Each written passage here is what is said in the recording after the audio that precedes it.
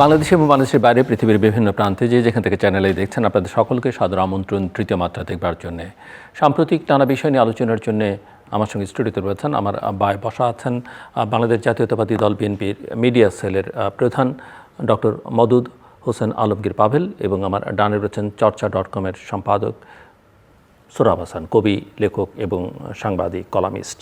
স্বাগত আপনাদের দুজনকে তৃতীয় মাত্রায়। সরকার মাত্র 2 সপ্তাহ পার করলো, তো যাত্রাটা কেমন মনে হচ্ছে শুরুটা? ডক্টর জি, ধন্যবাদ জিলুর।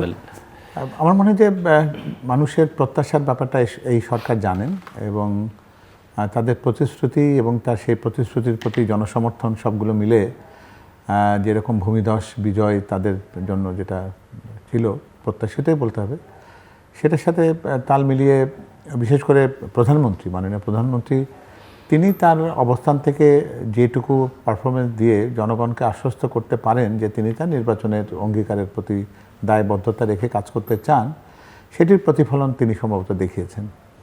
এবং সেই দেখানোটার মধ্য দিয়ে সেটা অনেকে হয়তো বলতে পারে যে আমরা অনেক সময় বলি না যে সরকার তো কেবল নতুন এসছে, তাদেরকে দেখতে বুঝতে সময় দিতে হবে।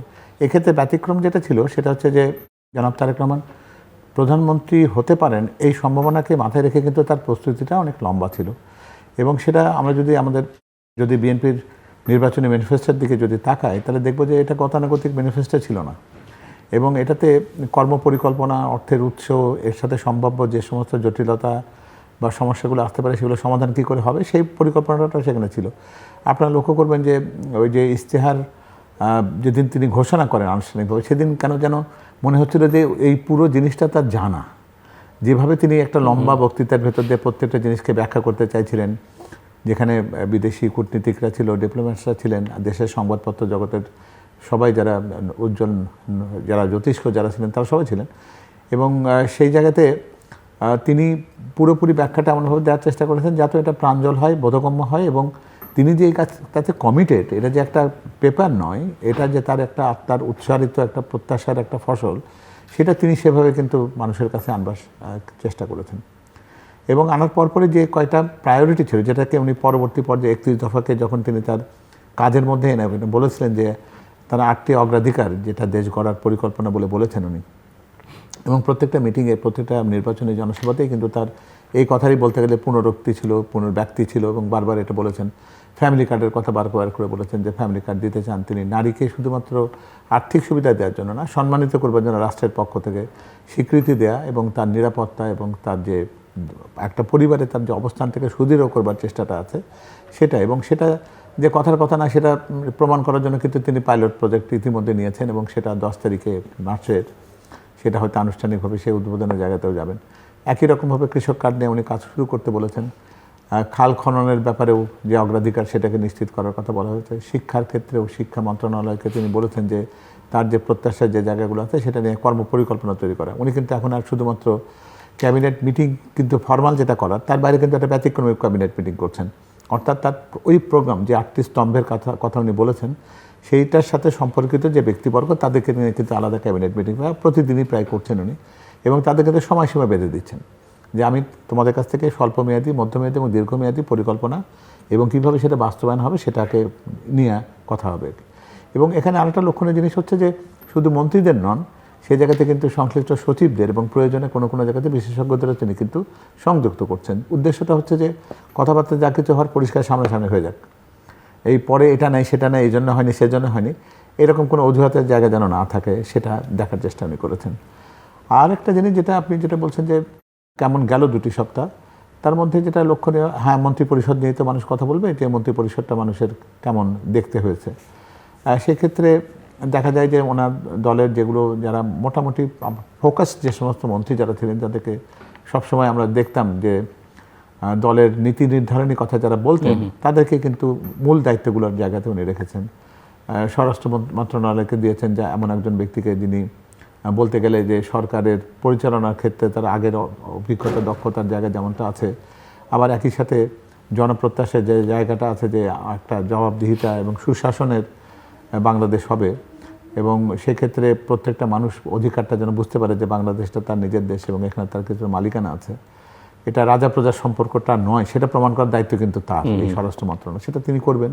সেই প্রস্তুতিটি নিয়েই তাকে দেওয়া হয়েছে। এটা অর্থ মন্ত্রণালয়ের ক্ষেত্রে এমন একজনকে দেওয়া হয়েছে যিনি ব্যবসা বাণিজ্যের সাথে দীর্ঘদিন ধরে আছেন, তিনি অর্থনীতির সেই গতিধারাটা বোঝেন, তো সুতরাং সেই জায়গাতে তিনি আছেন। আবার যেটা প্রত্যাশিত ছিল দলের মহাসচিব হিসেবে তিনি স্থানীয় সরকারের ব্যবস্থাটা দেখবেন। এই সব কিছু মিলে মোটামুটি আর একটা খুব চ্যালেঞ্জিং জায়গা আছে জ্বালানি, এবং যেটা আমরা জানি যে এই জ্বালানি সেক্টরটা আমাদের খুবই ভালনারেবল।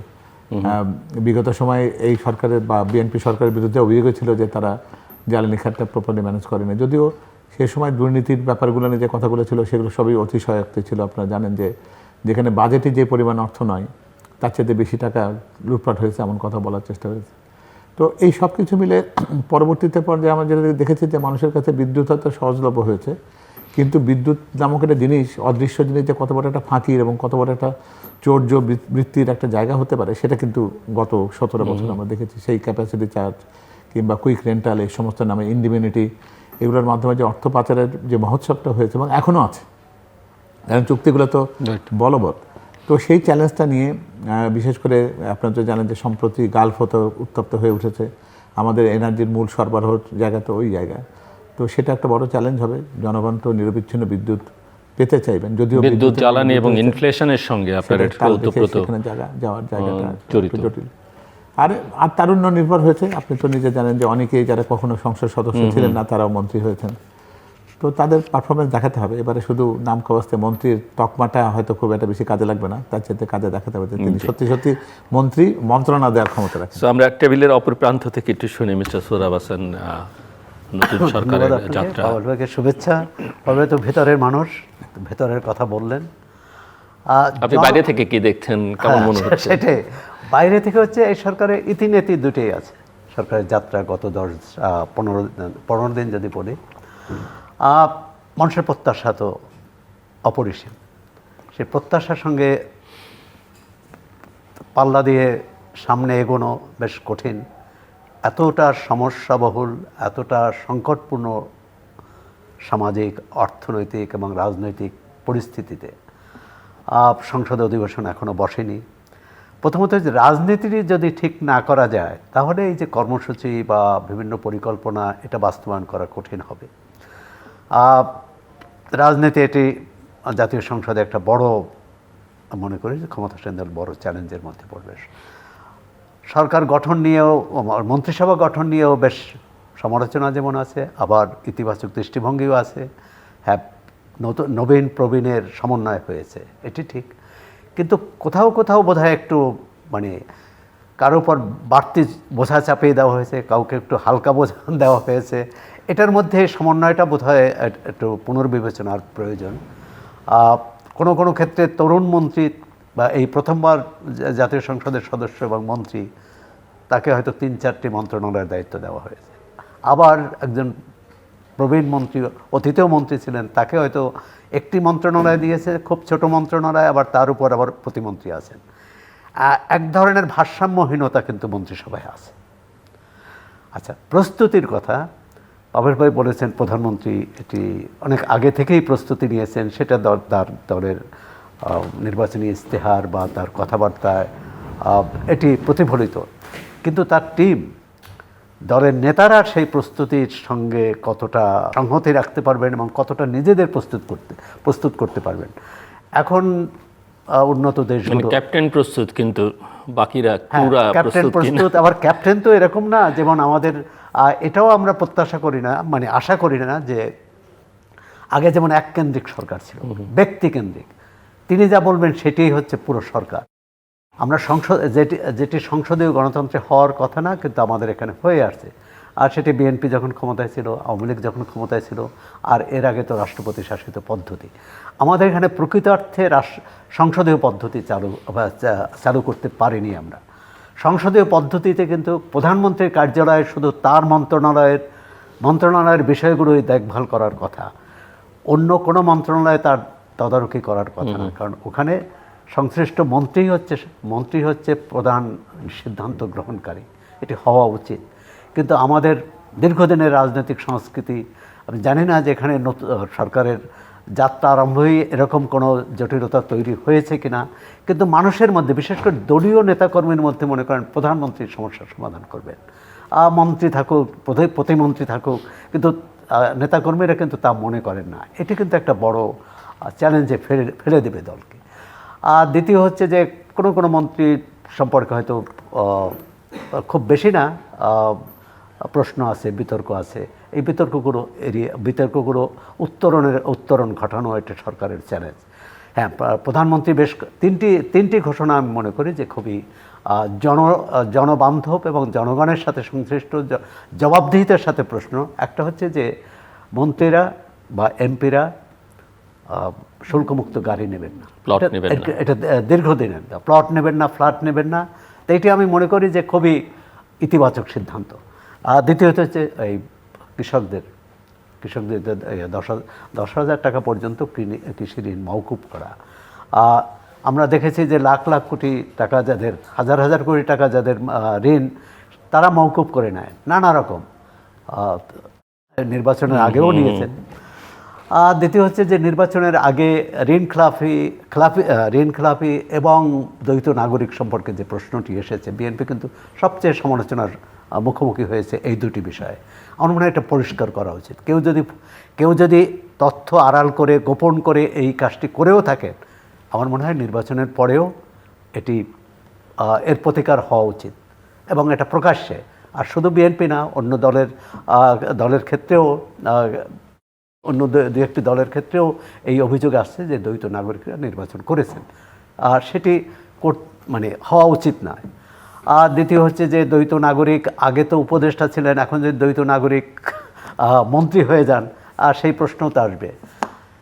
দলের ভেতরের যে সমস্যা, এবং সেটা আমরা নির্বাচনে দেখেছি। বিএনপি কমপক্ষে 25টা সিট হারিয়েছে অভ্যন্তরীণ দ্বন্দ্বের কারণে, বিদ্রোহী প্রার্থী থাকার কারণে, এবং 7টিতে তো বিদ্রোহী প্রার্থী জয়ী হয়েছেন, আর বাকি অন্তত 25টি আসনে প্রতিপক্ষ জয়ী হয়েছে বিদ্রোহী প্রার্থী থাকার কারণে। এখন এটার ক্রিয়া প্রতিক্রিয়া কিন্তু দীর্ঘদিন চলবে স্থানীয়ভাবে, সেটি কিভাবে সমাধান করবে। আরেকটি, আমরা যদি এখান থেকে বেরিয়ে আসতে পারতাম, স্থানীয় সরকার মন্ত্রী সবসময় দলীয় মহাসচিব এই দায়িত্ব নেন, আওয়ামী লীগ সরকারে নেননি, কারণ ওই আওয়ামী লীগ সরকার যিনি মহাসচিব ছিলেন বা সাধারণ সম্পাদক ছিলেন, তিনি পছন্দ করেছেন পরিবহন। তার আগে আওয়ামী লীগ সরকারে ছিলেন, যেমন তার আগে যিনি সৈয়দ আশরাফুল ইসলাম ছিলেন। তবে সৈয়দ আশরাফুল ইসলামের এটি তার ভালো মন্দ আমরা যে বলি, তিনি কিন্তু এই দলীয় বিষয়কে কখনোই প্রশ্রয় দিতেন না, এবং তিনি মনে করতেন না যে দলের জন্য সরকারের জন্য এই সরকার একটি চ্যালেঞ্জ পাবেল হয়ে আছেন, ক্ষমতাসীন দল ও সরকারকে আলাদা করা। এটি যদি আলাদা করতে পারেন, অনেক সমস্যার সমাধান হয়ে যাবে। বিরোধী দলের সমালোচনা, আক্রমণিতে এই তো, আর যাত্রা মাত্র 2 সপ্তাহ হলো, এর মধ্যেই অনেকগুলো সামনে কাজ। স্থানীয় সরকার মন্ত্রণালয়, রাজনৈতিক সমস্যার সমাধানটা কিভাবে হবে। ইতিমধ্যে নানা রকম সরকারের কিছু বক্তৃতা, সরকারের মন্ত্রীদের বক্তৃতা বিবৃতি এবং কিছু নীতিগত পরিকল্পনা, নীতিগত ঘোষণার ক্ষেত্রেও কিন্তু বেশ প্রতিক্রিয়া দেখা দিয়েছে বিরোধী দলের পক্ষ থেকে। যেমন পুলিশ হত্যার বিচার, এখন এটি তো যে কোনো সভ্য দেশের হওয়া উচিত। পুলিশ কেন, যে কোনো হত্যার বিচার হওয়া উচিত। এখন 5 আগস্টের পরের হত্যা আর 5 আগস্টের আগের হত্যাকাণ্ড কিন্তু একভাবে বিচার করা যাবে না। 5 আগস্টের আগে অভ্যুত্থান হয়েছে, অভ্যুত্থানের কারণে তারা প্রতিরোধ করতে যেয়ে কেউ মারা যেতে পারে, কিন্তু 5 আগস্টের পরে যারা মারা গেছেন সে ব্যাপারে কি কৈফিয়ত। এবং আমরা 2-একটা ব্যাপারে তো দেখলাম যে সরকার মধ্যেও এক ধরনের, যেমন স্বরাষ্ট্রমন্ত্রী প্রথম দিন বলছিলেন যে বিডিআর হত্যা আবার তারা তদন্ত করবেন, পরের দিনই কিন্তু তিনি বললেন যে না, এটি আমরা রিপোর্টটা তখনও দেখিনি, এটা তো তদন্ত হয়ে গেছে। এই তদন্ত এর আগে কিন্তু এরও আগে হয়েছে, সাবেক স্বরাষ্ট্র উপদেষ্টার নেতৃত্বে তদন্ত হয়েছে, কিন্তু কোনোটাই দেশের মানুষ জানে না যে কি আছে তদন্তে। সরকার যেটুকু জানায় সেটুকু, আমি মনে করি প্রতিটি ক্ষেত্রে এই তদন্ত জনগণের সামনে উপস্থাপন করা দরকার। জনগণ সিদ্ধান্ত নিক, যে জনগণ প্রতিক্রিয়া জানানোর সুযোগ পাক যে কোনটি সঠিক, কোনটি ব্যাঠিক, কোথায় সংশোধন করা প্রয়োজন, কোথায় কি। আর বিডিআর হত্যার যারা অভিযুক্ত, কত বছর ধরে তারা এখনো কারাগারে আছে। এর বাইরে আর কোনো পদক্ষেপ আপনার চোখে পড়েছে যেটা আসলে আপনাকে একটু? হ্যাঁ, একটু তো করেছে। যেমন সরকার এসে যে কোনো সিদ্ধান্ত, যে কোনো পদে যে কোনো বসানো, তার নীতি কর্মসূচি পরিকল্পনা বাস্তবায়নের জন্য যাকে পছন্দ করে তাকে বেছে নিতে পারে। এক হচ্ছে বেছে নেওয়ার পদ্ধতিটা কী হবে, বা পুরনোকে বাদ দেওয়ার পদ্ধতিটা। বিশেষ করে বাংলাদেশ ব্যাংক অথবা বাংলাদেশ সংবাদ সংস্থায় তো একই ঘটনা ঘটেছে। এই সরকার এসে প্রথমেই বলেছে যে মবকে প্রশ্রয় দেওয়া হবে না, মব চলতে দেওয়া হবে না। কিন্তু আমরা দুটি ক্ষেত্রেই দেখলাম যে মবের কারণে পদাধিকারীদের চলে যেতে হলো। বিশেষ করে বাংলাদেশ ব্যাংকের এবং অন্তর্বর্তী সরকারের যেটুকু সাফল্য বলে লোকজন বা অর্থনীতিবিদরাও বলেন, কট্টর সমালোচকরাও বলেন যে যেটুকু সাফল্য সেটি আহসান এইচ মনসুর গভর্নর হিসেবে দেখিয়েছেন।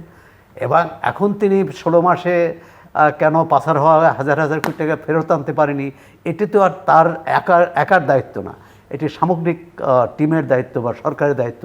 আর এটা কোনো সময় কি পেরেছে? খুব কম। বা বিএনপির সামনে বিএনপি এখন ক্ষমতায় আছে, বিএনপি কি 1 বছরের মধ্যে এটা আনতে পারবে, 2 বছরে? এবং কথা হচ্ছে তাকে অপসারণের, গভর্নরকে অপসারণের পদ্ধতিটা খুবই সমালোচনা হয়েছে এবং খুবই দুর্ভাগ্যজনক।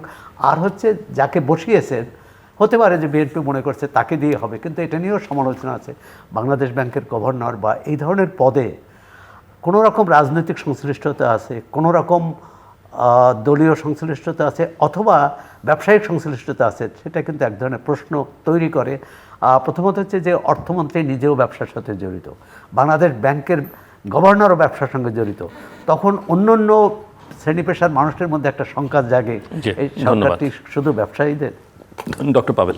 জি, আমার মনে হয় যে অনেকগুলো প্রশ্ন বা অনেকগুলো অবজারভেশন সৌরভের কাছ থেকে এসছে। আমি যদি একটা জিনিস দিয়ে শুরু করি, যে আমরা তো সবসময় হয় কি যে কোনো সরকার যেটাই হোক না কেন, আমাদের চোখের সামনে কিন্তু সরকার প্রধান যখন যিনি ছিলেন, সেটা দিয়ে কিন্তু আমরা সরকারের সাফল্য ব্যর্থতা যাই কিছু হোক না সব কিছু কিন্তু মাপবার চেষ্টা করি। এই ব্যাপারটা যে কোনো কারণেই হোক আমাদের ভেতরে যেন একটা আরোপিত একটা ধারণার কাছে চলে গেছে। সেই জায়গায় ঠিক মন্ত্রীরাও তাদের পারফরমেন্সের ক্ষেত্রে কেন যেন এটা হয় না যে তাদের সবার সম্মিলিত পারফরমেন্সের ফসলটাই প্রধানমন্ত্রী কিংবা রাষ্ট্রপতি যেই বলি না, যে পর্যায়ে যে শাসন ব্যবস্থা যখন ছিল অতীতে আমাদের বা বর্তমানে যেটা বা ভবিষ্যতে যেটা হতে যাচ্ছে, সেইভাবে কিন্তু প্রতিফলিত করবার ব্যাপারটার মধ্যে নেই। আমাদের প্রত্যেকটার যেন দৃষ্টিভঙ্গিটা আছে যে এক কেন্দ্রিকতার দিকে যাওয়া আর কি, যেটা আমরা বহু মাতৃকতার ভেতর দিয়ে আমরা বলি যে সংসদীয় গণতন্ত্র বা একটা মন্ত্রিসভার একটা সমন্বিত ক্যাবিনেট, যেটা বলি যে তারা সম্মিলিতভাবে দায়ী থাকবে সংসদের কাছে বা দেশের মানুষের কাছে। সেই পরিবর্তনটার প্রয়োজন আছে এবং সেই পরিবর্তনটার ব্যাপারে আমি যতটুকু জানি জনাব তারেক রহমান খুবই সিরিয়াস, এবং তিনি এরপরে এই কথাটাই বলবেন যে এটা আমাকে জিজ্ঞেস করবেন না, আমাদের মন্ত্রী আছেন তিনি এটার উত্তর তিনি দেবেন। আগে যেরকমটা দেখেছি আমরা যে সমস্ত মন্ত্রীদের সবগুলো কথার উত্তর দেওয়ার চেষ্টাটা, এমনকি অতি সাধারণ বিষয়ের ক্ষেত্রেও প্রধানমন্ত্রীর যে অবস্থানটা ছিল, যাতে প্রত্যেকেরই যেমন মানুষই বলা শুরু করতো যে একটা সামান্য যদি তার একটা জমি জমা নিয়ে কোনো একটা সমস্যা থাকে বা ভাইয়ে ভাইয়ে যদি কোনো গণ্ডগোল থাকে, তো মাননীয় প্রধানমন্ত্রীর কাছে বিচার চাই। তো এটা তো এই প্রবণতাটা দূর করা দরকার আছে, কারণ প্রত্যেকটা ব্যক্তি বলি, প্রত্যেকটা নির্বাচিত প্রতিনিধি বলি বা কোনো একটা প্রতিষ্ঠানের সাথে সম্পর্কিত যারা কর্তা আছেন, তারা প্রত্যেকে কিন্তু আইন দ্বারা নির্দেশিত হয়ে আছেন তাদের দায়িত্ব কতটুকু, তারা কতটুকু করবেন আর কতটুকু করবেন না। তো এই সংস্কৃতিটাকে বোধহয় চালু করা দরকার, যে জায়গার জন্য যেটা চাওয়া জেলা প্রশাসকের কাছে বা কিংবা উপজেলা নির্বাহী অফিসারের কাছে কিংবা একটা ইউনিয়ন পরিষদের কাউন্সিলর কিংবা একজন চেয়ারম্যানের কাছে জনগণের যে প্রত্যাশাটা আছে, সেটা যেন সেই জায়গার থেকেই নিষ্পত্তিটা হতে পারে। সেটা যদি আমরা প্রকৃতপক্ষে তুলে ধরতে পারি, তাহলে কিন্তু গণতন্ত্রের সত্যিকার অর্থে আমরা বলবো যে সেটারই প্রকৃত সুবাতাস আমরা দেখছি। আরেকটা যেটা সৌরভ ভাই বলছিলেন যে স্থানীয় সরকার মন্ত্রণালয়ের ক্ষেত্রে প্রবণতাটাই যেন এরকম যে দলের মহাসচিবকে দেয়া, যেন ওটার মধ্য দিয়ে যেন দলের সাংগঠনিক একটা বিস্তার বা সাংগঠনিক কাঠামোটাকে সুস্থ রাখার চেষ্টাটা। এটার কারণটা হচ্ছে যে সবচেয়ে বেশি তদবিরের মন্ত্রণালয়ের সমত এই মন্ত্রণালয়টি, যেখানে প্রতিটি জনপ্রতিনিধি তার এলাকার জন্য কিছু বরাদ্দ নিয়ে গিয়ে এলাকায় দেখিয়ে হয়তো দেখানোর চেষ্টা করেন যে আমি এলাকার জন্য এটা এনেছি। তো এই বিষয়ের একটা পরিবর্তনের পরিকল্পনা মাননীয় প্রধানমন্ত্রী জনাব তারেক রহমান করেছেন, সেটা হচ্ছে যে উনি বলেছেন যে বড় বড় প্রকল্পের আমার দরকার নেই, যে প্রকল্পে জনগণ প্রকৃতপক্ষে উপকৃত হয়। কর্ণফুলী টানেলে আজকে ভুরুঙ্গামারির একটা মানুষের উপকারটা কী, সেই প্রশ্ন তো তার কাছে আসতেই পারে। ঠিক তেমনিভাবে ঢাকা শহরে আমি ফ্লাইওভার কিংবা যেটাই করি না কেন, সেটার বেনিফিট একটা গ্রামের একটা প্রত্যন্ত এলাকার মানুষের কাছে যায় না, শুধু তাই না, হয়তো জীবনে একবার চোখে দেখতেও পাবে না সেই প্রকল্পের যে বেনিফিট, অথবা রূপপুর পারমাণবিক কেন্দ্রটি হয়েছে এটা আমাদের জন্য কতটুকু প্রয়োজন ছিল। এখন এই জন্য স্থানীয় সরকারের ব্যবস্থাপনায় ওখানকার যে প্রয়োজনটা সেইভাবেই কিন্তু পরিকল্পনাটা তৈরি হবে। তারা যদি মনে করেন তাদের স্কুলটার মেরামতি দরকার, স্কুলের উন্নতি দরকার, একটা প্রাথমিক বিদ্যালয়ের সাথে একটা মাধ্যমিক বিদ্যালয় থাকা দরকার আছে, একটা মহাবিদ্যালয় থাকার দরকার আছে, একটা হাসপাতাল নেই বা একটা ছোট্ট একটা হাসপাতাল আছে, সেটাকে একটু বড় করা যায় কী করে, সেটা রাস্তা নেই, ব্রিজ কালভার্ট তৈরি করার প্রয়োজন আছে, বা কৃষি বিভাগের কিছু উন্নতির দরকার আছে, বা কৃষি পণ্য পাওয়ার বিপণনের সুবিধার জায়গাটার প্রয়োজন আছে কিনা, এই পরিকল্পনাটা যেন বেস লেভেল থেকে হয়, ইউনিয়ন পরিষদ থেকে, জেলা পরিষদ থেকে, উপজেলা পরিষদ পর্যায় থেকে, সেটাই পরিকল্পনা। সেটা যদি হয় তাহলে কিন্তু এই যে স্থানীয় সরকার মন্ত্রণালয় বা তার অধিদপ্তরে কিন্তু এই ভিড় এটা কমে যাবে। এই বিকেন্দ্রীকরণটাই হলো প্রকৃতপক্ষে জনাব তারেক রহমানের প্রত্যাশা, যে তিনি এটাই চান যে ছোট ছোট প্রকল্প সেটা জনগণ যেন দেখতে পায়। আমরা যেন এটা না দেখি যে মাঠের মধ্যে একটা কালভার্ট তৈরি হয়েছে, একটা ব্রিজ তৈরি হয়েছে, যার আশপাশে কোনো রাস্তাঘাট নেই, এরকম অসংখ্য ছবি আমরা এর আগে দেখেছি। আমরা এটাও দেখতে চাই না যে কোনো একটা স্কুলের ছাদের ঢালাই হচ্ছে যেখানে আমরা বাঁশের কঞ্চি দিয়ে রডের প্রতিস্থাপন হয়েছে, সেগুলোর সুপারভিশনের জন্য স্থানীয় পর্যায়ে হয়, লোকে যেন হঠাৎ করে না দেখে যে একটা কন্ট্রাক্টর সাহেব কিছু লোকজন এসে একটা কাজ শুরু করে দিয়েছে। অর্থাৎ মানুষ যেন বুঝতে পারে যে এটা আমাদের চাওয়া ছিল, আমাদের কাজটা সেরকমভাবে হচ্ছে।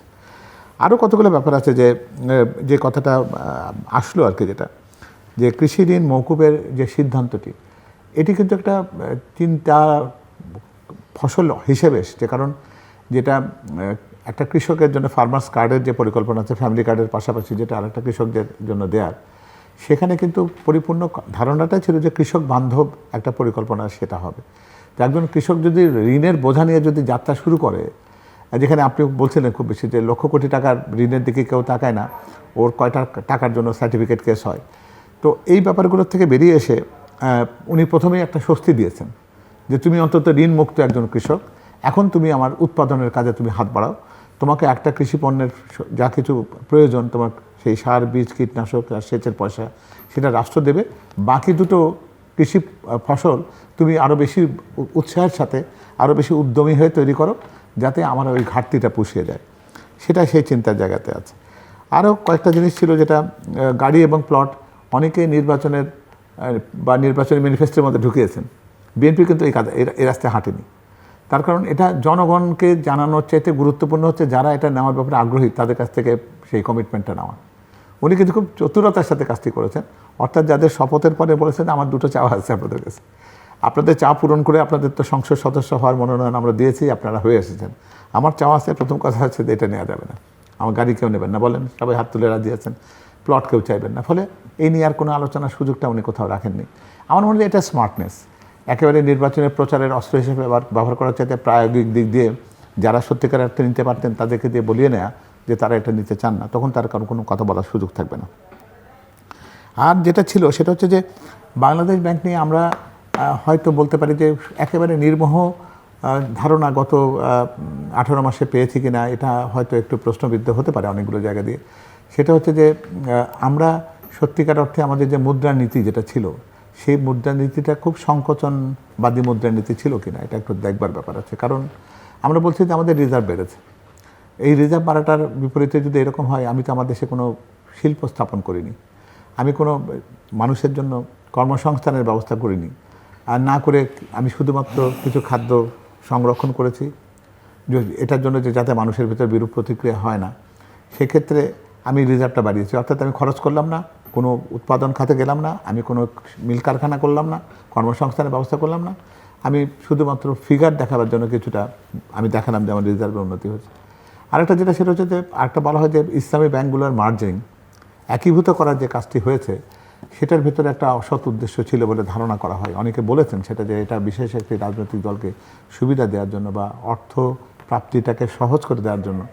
আবার পুঁজিবাজার নিয়ে কোনো কথা হয়নি, এটা বোধহয় শুনেছি আমরা যে পুঁজিবাজার বোধহয় 15% তার ক্যাপিটাল হারিয়েছে এই গত কয়েক মাসে।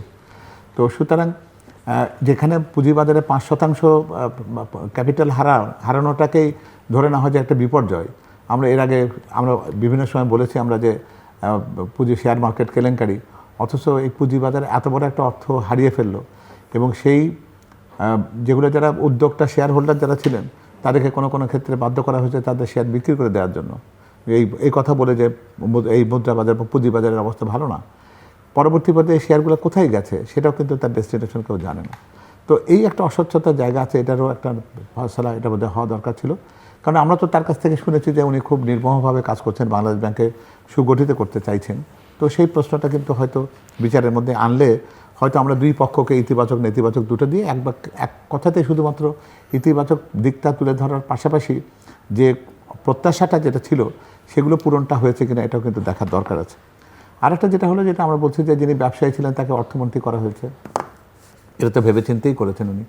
কারণ হয়তো এটাই হয়তো মনে হতে পারে যে একজন ব্যবসায়ী তো অর্থ মন্ত্রণালয়ের সাথে দর কষাকষি করে, যে সবসময় চায় যে ট্যাক্সটা কমানো হোক, আমাদের গ্রেস পিরিয়ডটা বাড়িয়ে দেওয়া হোক, ট্যাক্স হলিডের মাত্রা বাড়ানো হোক, এই জায়গাতে উনি বেসিক্যালি আমার মনে হয় যেটা বলতে চাচ্ছেন বাংলাদেশ ব্যাংকের গভর্নর এবং আমি অর্থমন্ত্রীর কথা, আমি সেই অর্থমন্ত্রীর ব্যাপারটা দিয়ে শুরু করলাম আর কি।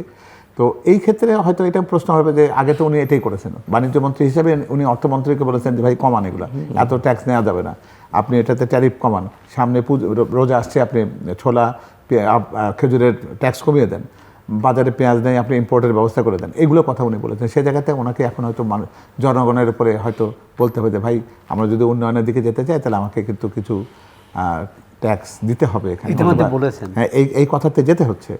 তো এটার একটা অম্লমধুর একটা ব্যাপার আছে। উনি একদিকে এক পক্ষে বলেছিলেন, এখন তাকে দেখানো যে সত্যিকার অর্থে একটা জায়গা থেকে চাওয়া যেরকম একটা হতে পারে ব্যাপারটা, এই জায়গায় জনগণকে দেওয়ার ক্ষেত্রেও আপনি কতটা সক্ষমতা দেখান। আপনি তো ওইখানকার বাস্তবতা দেখেছেন, এবার আপনি সত্যিকার অর্থে আমার ভান্ডারের বাস্তবতাটা দেখুন, ভান্ডার সমৃদ্ধ না হলে তার অন্য কোনোটাই সমৃদ্ধ হবে না। তাহলে ফলে অর্থমন্ত্রীর জন্য চ্যালেঞ্জ রয়েছে। আর সর্বশেষ যেটা বলছেন যে বাংলাদেশ ব্যাংকের যাকে দায়িত্ব দেওয়া হয়েছে, এটা হয়তো আপাত দৃষ্টিতে মনে হতে পারে যে একজন ব্যাংকারকে দিলে অথবা ব্যাংক সংক্রান্ত বা অর্থনীতির ব্যাকগ্রাউন্ড যারা আছে তাকে দিলেই দেখতে শুদ্ধ বা ভালো লাগে যেটা দেখতে। কিন্তু এই ভদ্রলোকেরও যে ঠিক কস্ট অ্যাকাউন্টিং বা এই ধরনের ব্যাপারগুলোতে তার যে দক্ষতা নেই বা এটা উনি করেননি তা না, অথবা বিভিন্ন শিল্প প্রতিষ্ঠানের সাথে সংযুক্তি রেখে তিনি সেই জায়গাতে তার দক্ষতার জায়গাতে কতটুকু রেখেছেন সেটিও কিন্তু অনেক জায়গাতেই আমরা দেখেছি যে তার কিছু কিছু উজ্জ্বল উপস্থিতি আছে। সম্প্রতি তার ঋণ পুনঃতফসিলের একটা ব্যাপার হয়েছে, সেটা হয়তো বলতে পারি আমরা। তো এটা শুধুমাত্র বিক্ষিপ্তভাবে বা বিচ্ছিন্নভাবে তারটা না ধরে পুনঃতফসিলের ব্যাপারগুলো তো আমরা অনেক হতে দেখেছি, তাই না? তো ওনার পুনঃতফসিল করাটা যদি কোনো অন্যায় কোনো কিছু না হয়, নীতির ভিতর থেকে যদি এটা হয়ে থাকে, তাহলে সেটাকে সেই দৃষ্টিভঙ্গিতে দেখা দরকার। তবে দিন শেষে এই কথাটাই বোধহয় বলা দরকার যে আমরা ব্যাপারটা, তাকে তো নিয়োগ দেওয়াই হলো মাত্র কয়েকদিন আগে, এখন থেকে ওই দেখতে হবে উনি কি করেন, দেখা যাক যে উনি কি করেন, উনি ব্যাংকিং খাতের সুবাতাস আনেন কিনা, অর্থনীতির গতি বা চাকাটা অন্যদিকে ঘোরে কিনা, মুদ্রানীতির ভেতরে আমরা সত্যিকার অর্থে প্রগতিশীল মুদ্রানীতি দেখি কিনা, কর্মসংস্থানমুখী বিনিয়োগমুখী মুদ্রানীতি দেখি কিনা, এদিকে যদি আমরা দেখতে পাই তাহলে হয়তো এই প্রশ্নগুলো আস্তে আস্তে মিলিয়ে যাবে। তো মিস্টার সোহরাব হোসেন, আপনি কি ধরনের, মানে আমরা যদি শর্ট টার্মে চিন্তা করি, সরকারের জন্য চ্যালেঞ্জ কি দেখেন? কারণ এই শর্ট টার্ম বলছে এই কারণে যে এই সময়টা আসলে তাকে একটা সেটেল করতে হবে, সেটেল করে আসলে না, একটা তো বললাম যে দলের ভিতরে শৃঙ্খলা আনা, দলের ভিতরে যারা অন্যায় অনিয়ম, আমি ওভারঅল ধরেন পলিটিক্স তো অবশ্যই আছে, ল অ্যান্ড অর্ডার ইস্যুজ আছে, ডোমেস্টিক ইস্যু বা ডিপ্লোম্যাটিক কোনো ইস্যু, ইকোনমিক ইস্যুজ। আচ্ছা, অর্থনৈতিক ইস্যুটা যে এই যে বেশ বড় পরিকল্পনাই বলতে হবে যে 1.5 বছরে 1 কোটি, এবং অফকোর্স আপনি যেহেতু সাংবাদিক, উনি আছেন, উনি বিএনপির মিডিয়া সেলের হেড, সো গণমাধ্যম তো সবসময় বাংলাদেশের একটা চাপের মধ্যে থাকে। প্রথমত হচ্ছে যে অর্থের উৎস, অর্থ আসবে কোত্থেকে? কারণ আমাদের এখানে রাজস্বর হার সবচেয়ে কম, ওই দক্ষিণ এশিয়ার মধ্যে তো বটেই, উন্নত দেশগুলোর তুলনায়ও, উন্নত দেশগুলোর তুলনায় তো বটেই, দক্ষিণ এশিয়ার দেশগুলোর তুলনায়ও। তা সেক্ষেত্রে সেটি কিভাবে বাড়ানো হবে? আমাদের বেশিরভাগ কর হচ্ছে পরোক্ষ কর, এবং পরোক্ষ কর হচ্ছে একজন কোটিপতিকে যে কর দিতে হয়, একজন রিক্সা চালককেও সেই কর দিতে হয়। তা এটা হচ্ছে যে জনগণের প্রতি, তো গরিব মানুষের প্রতি অবিচার।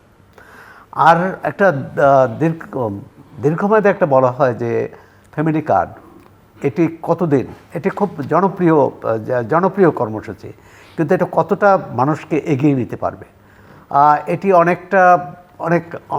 অনেক অর্থনীতিবিদের মতে এটা অনেকটা এনজিও ধর্মী কর্মসূচি। কারণ এর আগে আওয়ামী লীগ সরকারে আমারও কিন্তু পারিবারিক কার্ডটা কি স্মার্ট কার্ড ইত্যাদি ছিল, সেখানে অনিয়ম দুর্নীতি হয়েছে। এটা কঠোরভাবে দেখা অনিয়ম দুর্নীতিটা যাতে না হয়। এখানে একটা সমস্যা হচ্ছে যে এই মুহূর্তে গত 18 মাস তো স্থানীয় সরকার ছিল না। আগামী 1 বছর যদি ধরেও নেই, দেখলাম যে একজন নির্বাচন কমিশনার বলেছেন যে পুরো বছর জুড়ে এখন নির্বাচন হবে। হতে হতে এটা কত দূর যাবে? এখন ইউনিয়ন পরিষদের নির্বাচনটা না হলে আমরা বলতে পারবো না যে স্থানীয় সরকার নির্বাচন হচ্ছে বা সিটি কর্পোরেশন নির্বাচন, মানে একবার তৃণমূল পর্যায়ে পর্যন্ত তৃণমূল পর্যায়ে যাদের কাজ আছে। আর সুতরাং এটি কীভাবে বাস্তবায়ন করা হবে। তৃতীয়ত হচ্ছে যে বাস্তবায়ন করা হলেও এর বাইরে যে জনগোষ্ঠী থেকে যাবে, সেই জনগোষ্ঠীর জন্য কি, যারা ধরেন 4 কোটি মানুষ এই কার্ডের আওতায় আসলো এবং তারা 2,500 টাকা পেল, 4 কোটি পরিবার আর কি, 4 কোটি পরিবার, 4 কোটি পরিবার, 4 কোটি পরিবার হলে তো পুরো এই আপনার 20 কোটি লোক হয়ে যায়। ফ্যামিলি কার্ড তো সবাই পাবে, সবার এখানে সবাই তো আর সুবিধাটা পাবে নেবে না, সবাই সুবিধাটা পাবে না, পাবে কিন্তু নেবে না, অনেকে নেবে না ধরে নিচ্ছে। নিতে চাইলে নেবেন। বাংলাদেশে এটা কিন্তু খুবই আপনি যদি নাগরিকের উপর ছেড়ে দেন যে আপনি নেবেন কি নেবেন না, আপনি সিদ্ধান্ত নেন, এটা কার্যকর করা কঠিন, খুবই কঠিন। ঠিক আছে, ওটার ব্যাপারটা আমি হয়তো পরে বলবো। আচ্ছা, এটা যাই হোক। দ্বিতীয়, না, অনেক সময় দেখা যায় যে গ্রামে আপনার জাকাত দিতে গেলে বা দিতে গেলে যারা এখন আসলে জাকাতের যোগ্য না, তারাও অনেক সময় পুরনো অভ্যাসবশত বা তারাও নিতে আসে, সেই অর্থে বুঝতে পেরেছেন। না সেই অর্থে আর আওয়ামী লীগ সরকার আমলে এই যে স্বল্প মূল্যে যেসব সুবিধা দেওয়া হতো, সেখানে দোতলা বাড়ি আছে, সেও এটা নিয়েছে যেহেতু দলের লোক। আমি বলছি যে এটা থেকে পুরোপুরি মুক্ত হতে পারবে, এটা কঠিন। দ্বিতীয় হচ্ছে অর্থ আসবে কোত্থেকে? এই অর্থটা তো আবার জনগণকেই যোগান দিতে হবে। সেই করের ব্যবস্থাটা আছে কিনা, যদিও পাভেল ভাই বলেছেন যে হ্যাঁ, মানে কোথা থেকে অর্থ আসবে এটাও সরকারের চিন্তায় আছে, সেটা বাস্তবায়ন করা আর আনা। আমরা এই মুহূর্তে আন্তর্জাতিক যে সমস্যা, এই মুহূর্তে হয়তো একটাই স্বস্তির খবর, সেটা হচ্ছে IMF-এর 4র্থ কিস্তির ঋণটা পাওয়া যাবে। কারণ তাদের একটা প্রতিনিধি দল আসতেছেন, তারা হয়তো এটা ছাড় দিবেন। তারা বলেছিলেন যে অন্তর্বর্তী সরকারের সময় দেবেন না, নির্বাচিত সরকারকে দিবেন, এটা পেলেন। আর তৃতীয় হচ্ছে এই মুহূর্তে যে মধ্যপ্রাচ্য যুদ্ধ কতদূর গড়ায় আমরা জানি না। ইতিমধ্যে আমাদের হাজার হাজার নাগরিক, হাজার যারা মধ্যপ্রাচ্যে আছেন, তাদের অনিশ্চিত জীবন, এমনকি বিমানবন্দরেও কিন্তু অনেক আটকা পড়েছেন। শুধু US বাংলা দেখলাম চালু করেছে বিমান, অন্যান্য সব বিমান বন্ধ। যদি এটি খুব বেশি দিন না চলে, হয়তো একটা স্বস্তি। তেলের দাম, কথা হচ্ছে যে আওয়ামী লীগ সরকারে আমাদের জ্বালানিতে দুর্নীতি হয়েছে, লুটপাট হয়েছে, কিন্তু এটা ঠিক যে আওয়ামী লীগ সরকার মানুষকে বিদ্যুৎ দিতে পেরেছে। মানুষ কিন্তু শেষ বিচারে চাইবে যে বিদ্যুৎ পাচ্ছি কি পাচ্ছি না। আমি ইফতার বা সেহরের সময় আমি মোমবাতি জ্বালাতে হচ্ছে কিনা, শেষ বিচারে কিন্তু এটি দেখতে হবে। কৃষকের ঋণ মওকুফ করেছে ভালো, কিন্তু কৃষির যে আরও আধুনিকরণ করা দরকার, তার উৎপাদিত পণ্যের ব্যাপারে সেসব কর্মসূচিও হয়তো আছে। অন্তর্বর্তী সরকারে আমাদের যেসব চুক্তি হয়েছে, একটা সমস্যা বিএনপি পড়তে যাচ্ছে, ওই চুক্তি নিয়ে বিশেষ করে যুক্তরাষ্ট্রের সাথে যে শুল্ক চুক্তি, এটা শুধু শুল্কের ভিতরে কিন্তু সীমাবদ্ধ না, এর সাথে ভূ রাজনীতি, আমাদের নিরাপত্তা ইত্যাদি এর সাথে জড়িত। সেটি সাধারণত আমরা বলি যে বিগত সরকারে আমাদের কোনো চুক্তি হলে এটা ওই সরকারের এর দায় বিগত সরকারের, আমাদের না। কিন্তু বিএনপি সরকার এমন অবস্থানে আছে যে সেটা বলার সুযোগ নেই, কারণ ওই চুক্তির যিনি উদ্যোক্তা, তিনি এখন বিএনপি সরকারের পররাষ্ট্রমন্ত্রী। সুতরাং এই ব্যাপারে একটা বিভিন্ন সমালোচনা আসছে, একটা সরকার একটা যুক্তিযুক্ত ব্যাখ্যা দেবে আশা করি। সেই ব্যাখ্যায় জনগণ সন্তুষ্ট হবেন কিনা। দ্বিতীয়ত হচ্ছে চুক্তি নিয়ে যুক্তরাষ্ট্রের সুপ্রিম কোর্টে যে রায় হয়েছে, এরপর চুক্তিতে সংশোধন বা নবায়ন বা সংশোধনের একটা সুযোগ আছে বাংলাদেশের পক্ষ থেকে, এটি বলতে পারি। ডক্টর পাভেল জি, আপনি শুরু করেছিলেন যে টাকা কোথা থেকে আসবে, পরোক্ষ করের কথা বলেছেন যে সবাই দিতে হয়, ধনী গরিব নির্বিশেষে, এ তো একই মাত্রা। আপনি সাবান কিনতে গেলে ভ্যাট যদি থাকে তাহলে আপনার সাবানের জন্য ট্যাক্স যায়, একটা বড় রকম বা গরিব মানুষের থেকে একইটাই দেয়। ট্যাক্স জিডিপি রেশিওটা আমাদের সবচেয়ে খুবই একটা নেতিবাচক জায়গায় আছে। এটার কারণ হলো যে হয়তো আমরা 3 নাম্বার প্রায় শুনি নাকি 1 কোটির বেশি মানুষের কাছে আছে, অবশ্য আবার কর কাঠামোর মধ্যে আছে 20 লাখের বেশি লোক নয়। তো এইটা এমনি আবার দেখা যায় যে গ্রামে গঞ্জে বা 20 বছর ধরে 20-25 বছর ধরে আমরা এটা শুনে আসছি। তো এই যে ছাতাটাকে যে একটু বিস্তৃত করা দরকার, এবং এটা যদি সহনীয় হয়। আমরা তো দেখি যে যারা ট্যাক্স দেয়, যারা আপনি যারা সরাসরি আমাদের আয়কর বিভাগের সাথে যাদের যোগাযোগ আছে, তাতে আমরা কি করতাম, যতটা না ট্যাক্স তার চেয়ে বেশি টাকা ওই অফিসের পেছনে খরচ করতে হতো একটা অন্য জায়গাতে, যেটা হয়তো মানে বলতে পারে কোনো পয়সা আন্ডারহ্যান্ড ডিলিংয়ের মধ্যে যেত। তো সেই ক্ষেত্রে মানুষ যেন করের ব্যাপারে কোনো প্রশ্নের মুখোমুখি না হতে হয়। অর্থাৎ যে কোনো একটা সেবা বা যে কোনো একটা কাজের ক্ষেত্রে ট্যাক্সটা যদি উৎসেই চলে যায়, তাহলে কিন্তু আমার এই আয়কর বিভাগের সাথে কিন্তু আমার এই দৌড়াদৌড়ি করা, বছর শেষে রিটার্ন সাবমিটের ওই তারিখ বৃদ্ধি বা তার পেছনে ঘোরাঘুরি করা, অথবা আয়কর উকিলের পেছনে দৌড়াদৌড়ি করার পেছনে, সেটা করুক যারা বেশি বড় বড় ব্যবসা করেন, যাদের ইন্ডাস্ট্রি মিল কারখানা বড় বড় প্রতিষ্ঠান আছে, তারা করুন। কিন্তু সাধারণ একজন ব্যক্তি পর্যায়ের একজন আয়কর যিনি দেবেন, তাকে কিন্তু উকিলের পেছনে কিংবা অফিসের পেছনে ঘুরতে হবে কেন? তিনি অনলাইনে যে জায়গাতে তার পেমেন্ট করবেন, এই নিয়ে কোনো প্রশ্ন করবার কোনো সুযোগ থাকবারই মতো কোনো ব্যবস্থা তো আমরা করতে পারি। তবে আমরা একটা বাড়ানো দরকার। আমরা জানি যে আমাদের দেশে অসংখ্য মানুষ আছে যাদের কোটি কোটি টাকার শেয়ার উপার্জন আছে, কিন্তু তার কোনো আয়করের কোনো খাতাই তার নেই। এক্ষেত্রে হয়তো চেষ্টাটা আগে ছিল না, বরং দেখা গেছে যারা ট্যাক্স দেয় তাদের ঘাড়ে বেশি করে বোঝা চাপাবার চেষ্টা হয়েছে। এটা বাড়ানো দরকার। কারণ ট্যাক্স জিডিপি রেশিওর যদি উন্নতি না হয়, আমরা যত কথাই বলি না কেন, আমরা কিন্তু সে ধারের জায়গায়, সেই ভিক্ষার জায়গাতে চলে যাব। এরপরে যেটা আছে সেটা হচ্ছে কিস্তি শোধের একটা বিরাট বড় দায় রয়েছে। আমরা জানি যে প্রতি বছরে কিন্তু এই পরিমাণটা ক্রমাগতভাবে বাড়তে বাড়তে সরকারের জন্য একটা বিরাট বড় একটা উন্নয়ন চ্যালেঞ্জের দিকে ফেলবে। অর্থাৎ চুরির টাকার কিস্তি শোধ করতে হবে। আগে যে টাকাগুলোর লুটপাট হয়ে চলে গেছে, সে টাকার বিপরীতে এখন নতুন সরকার এসে ওই চুরি করা টাকার কিস্তি শোধ দেবে, যে টাকার অস্তিত্বও নেই, বাংলাদেশে মানুষের কোনো উপকার হয়নি।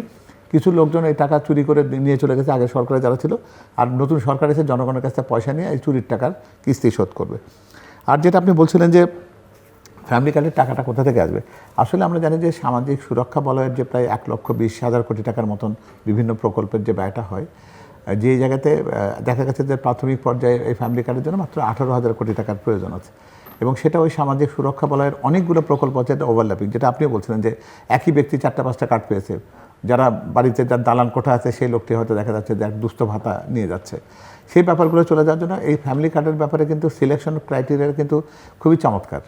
অর্থাৎ একটা বাড়িতে একজন মানুষ তার ছাদটা কি ছনের ছাদ, খড়ের ছাদ, টিনের ছাদ নাকি পাকা, সে পানি কোথা থেকে সংগ্রহ করে, তার নিজের টিউবওয়েল আছে নাকি অন্য থেকে আনে, তার টয়লেটটা নিজের নাকি এটা অন্য জায়গায়, তিনি ঠিক কর্মক্ষম নাকি অশীতিপর বৃদ্ধা, অথবা কারণ এটা তো ফ্যামিলি পরিবারের নারীকে দেওয়া হবে। তো সেই বিবেচনাটা রেখে প্রাথমিক নির্বাচনের পরে উন্মুক্ত জায়গাতে সবাইকে একখানে বসিয়ে রেখে বলা হবে যে এই কয়জনকে আমরা পেয়েছি যারা এলিজিবল, যারা এই স্কোরিং আছে, একটা প্রত্যেকটা নাম্বার আছে, সেটার উপর ভিত্তি করে যারা নির্বাচিত হবেন তাদেরকে সবার সামনে বলা হবে যে এই মানুষগুলোকে নির্বাচন করেছি আমরা, ওর দেওয়া তথ্যকে ঠিক আছে। তো পাশের জন্য বলবে যে না, তো ঠিক কথা বলেনি তো, ওর তো বাড়িতে পাকা বাড়ি, ওর ঘরের ছাদ লিখেছে কেন, এইভাবে আপনি বাদ দেবেন। আর তৃতীয় যে জায়গাটা, এখানে দুর্নীতির সবচাইতে বড় যে জায়গাটা থাকে, যে টাকাটা নিতে হয় তাদের কোথাও লাইনে দাঁড়িয়ে, যেখানে মধ্যস্বত্বভোগী থাকে, হয়তো 100 টাকার জায়গায় তার কাছ থেকে 20 টাকা কেটে নেয় 80 টাকা দেয়, এখানে সেই সুযোগ থাকবে না, উনি সরাসরি অনলাইনে তার কাছে টাকাটা পৌঁছাবে। কোনো তদবির বা সুপারিশের কোনো সুযোগ এখানে নাই। অর্থাৎ ওই জায়গাতে মন্ত্রী মহোদয় কিংবা এমপি মহোদয় লিখে দিলেন যে অমুককে দিন, এরকম কোনো সুযোগ এই জায়গাতে রাখার সুযোগ নেই। এবং যার জন্য একটা পাইলট প্রজেক্ট হতে যাচ্ছে, এই পাইলটের ভেতরে যদি তারপরে যদি কোনো ত্রুটি বিচ্যুতি কোথাও পাওয়া যায়, সেগুলো মেরামত করে। কারণ জানেন যে মাননীয় প্রধানমন্ত্রী জনাব তারেক রহমান এই ব্যাপারে খুবই কমিটেড। প্রথমে যখন উনি ফ্যামিলি কার্ডের কথা বলেছেন, লোকে অনেকে হাসাহাসি করেছে, এমনকি প্রতিপক্ষের পক্ষ থেকে এমন তুচ্ছতাচ্ছিল্য বলছে রাখ তোর ফ্যামিলি কার্ড, এরকম বলেছে, খয়রাতি কার্ড বলছে। হ্যাঁ, তো কয়েকবারই এটা বলেছেন এটা। তো সুতরাং এই জায়গাটা বোধহয় একটু দেখা দরকার। আপনাদের পরিকল্পনা কতদিনে এটা শেষ করা? কোনটা? এই ফ্যামিলি কার্ডে 4 কোটি পরিবারকে প্রাথমিক যে এখন তো পাইলটটা যেটা হবে, পাইলটের পরে যে দুটো জিনিস দেখার আছে, যে পাইলটে সত্যিকার অর্থে স্বচ্ছ নির্বাচন পদ্ধতি হচ্ছে কিনা, পাইলটে অর্থটা কোনো জায়গাতে লিকেজ না করে সরাসরি প্রাপকের কাছে পৌঁছাচ্ছে কিনা, এক।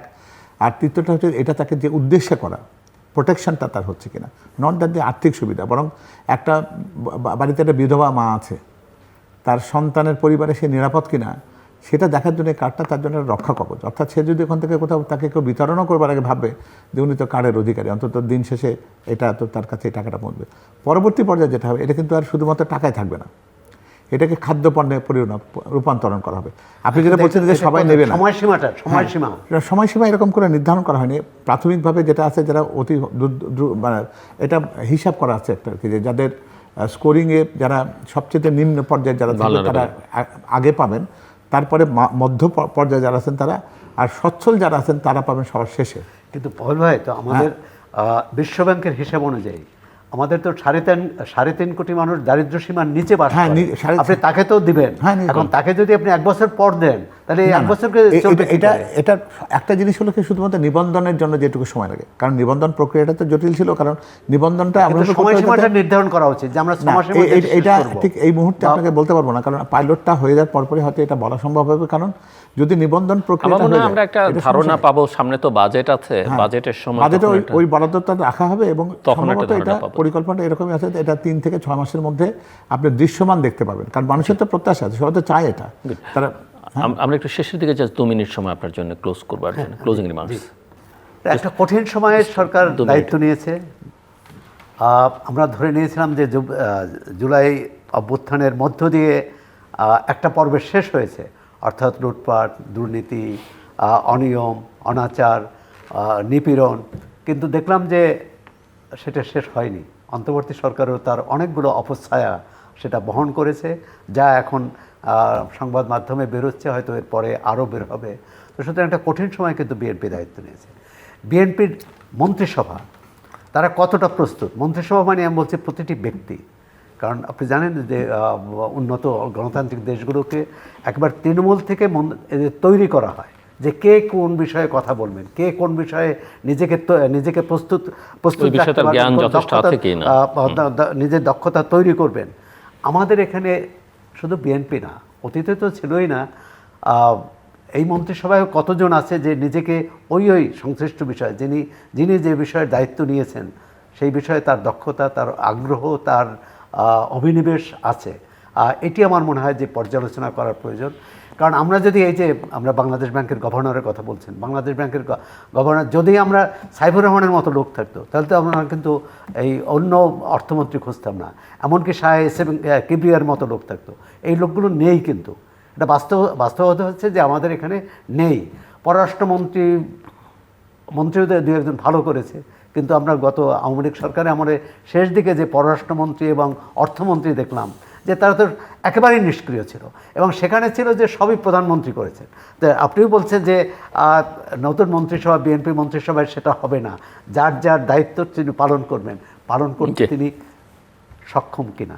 আমার মনে হয় যে এই পর্যালোচনাটা বিএনপি আমার মনে হয় যে আপনি সমাপ্তিতে আসলগুলো কথাগুলো বলেছেন, যে জনাব তারেক রহমান শেষে যে কথাগুলো তিনি বলেছিলেন, আমি মনে হয় যে সেই জায়গা দিয়েই ওদের আমারও শেষটা করতে পারি। তিনি বলেছেন যে দুর্নীতি মুক্ত একটা বাংলাদেশ মানুষ চায়, সুশাসনের বাংলাদেশ চাই, জবাবদিহিতার বাংলাদেশ চাই।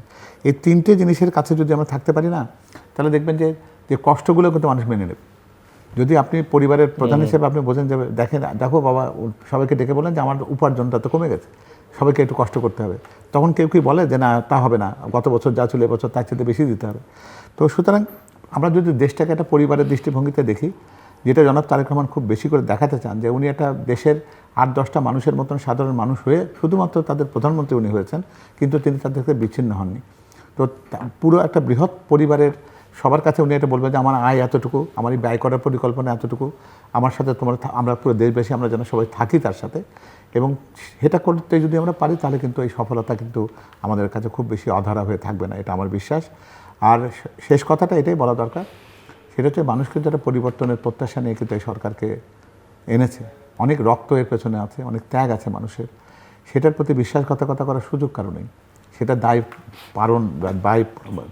পূরণের যে অঙ্গীকার নিয়ে জনাব তারেক রহমান তার মন্ত্রিসভা, তার সরকারের যাত্রা শুরু করেছেন, উনি এই ব্যাপারে যথেষ্ট সচেতন আছে বলেই আমাদের বোধহয় সবাই মিলে একটু আস্থা রাখি, আমরা নিশ্চয়ই সুদিন দেখতে পাবো ইনশাল্লাহ। অনেক ধন্যবাদ মিস্টার সোহরাব হাসান এবং ডক্টর মদরুদ হোসেন আলমগীর পাভেল। দর্শক, যে দিন গেছে আমাদের, যেখানে দুঃশাসন, অপশাসন, দুর্নীতি, লুটপাট, সেখানটা থেকে আমরা ফেরত যেতে চাই না। একটা গণতান্ত্রিক পট পরিবর্তনের মধ্য দিয়ে যেভাবে আমরা যাত্রা শুরু করেছি, টানেলের শেষ প্রান্তে মানুষ, এখনই বলা যাবে না সব কিছু ভালো বা সব কিছু খারাপ, বলবার সময় হয়নি, আলোটা দেখতে পাই এবং সেই আলোর পথ ধরে যেন আমরা এগোতে পারি, সেটি আমাদের চাওয়া। এখানে যেন একটা ধারাবাহিকতা থাকে এবং এক ধরনের স্থিতিশীলতা সর্বত্র থাকে। আমাদের সঙ্গে থাকবার জন্য অসংখ্য ধন্যবাদ, আপনাদের সবার জন্য শুভকামনা।